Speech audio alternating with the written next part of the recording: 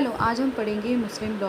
मुस्लिम law में मतलब जो गार्जियनशिप है वो डिवाइडेड है 4 पार्ट में। Natural, testamentary, guardian appointed by court और डिफेक्टो गार्जियन, जैसे हिंदू लॉ में होता है। नेचुरल गार्जियन में थोड़ा सा डिफरेंट है, इसमें जो फादर को प्रायोरिटी दी जाती है।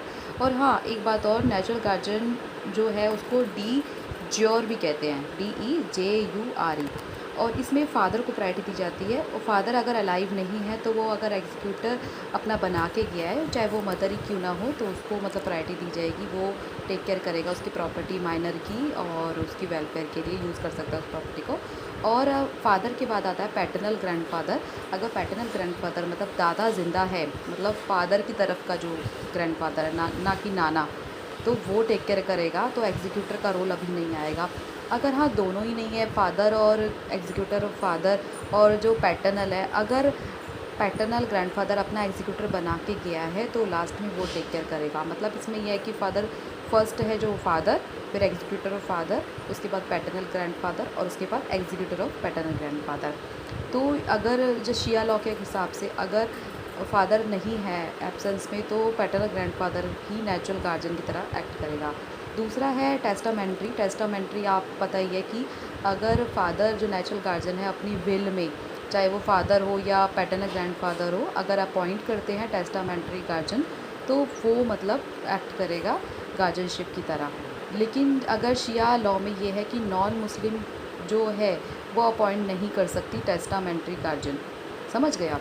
मतलब जो शिया लॉ में नॉन मुस्लिम जो है वो नहीं कर सकती, मतलब फ़ीमेल।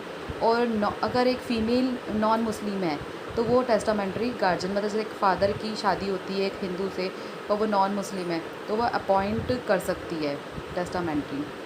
और अब है गार्जियनशिप बाय कोर्ट। अगर कोई भी दावा करता है, जैसे उसका रिलेटिव है या फिर कोई मतलब क्लेम करता है कि मैं गार्जियनशिप करूँगा, तो कोर्ट क्या करेगी, या डिस्ट्रिक्ट कोई जहाँ पे वो बच्चा रह रहा है उसका जो कलेक्टर है डिस्ट्रिक्ट का, वो भी अगर कोर्ट इन तीनों में से किसी से सेटिस्फाई होती है कि he will take care for the welfare of the minor, तो कोर्ट एक ऑर्डर पास करेगी कि ये अब से गार्जियन होगा।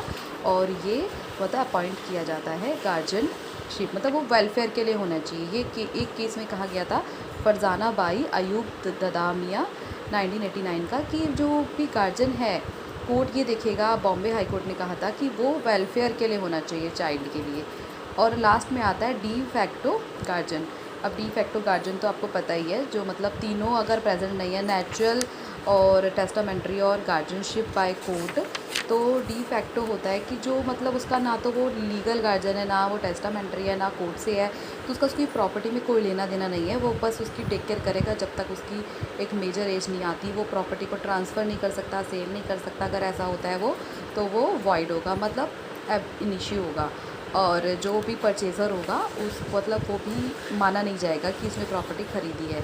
तो डी फैक्टो गार्जियन एक अनऑथराइज पर्सन होता है, जो कि मैटर ऑफ फैक्ट होता है कि हाँ उसके पास बच्चे की कस्टडी है उसकी प्रॉपर्टी की, तो इसको हम डी फैक्टो कहा जाता है। तो ये 4 कंडीशन है, नेचुरल गार्जियनशिप, टेस्टामेंट्री और बाय कोर्ट से, और ये डी फैक्टो से। अब अगर आपको मेरा ये चैनल अच्छा लगता है, सब्सक्राइब कीजिए, लाइक कीजिए और शेयर कीजिए। Bye bye.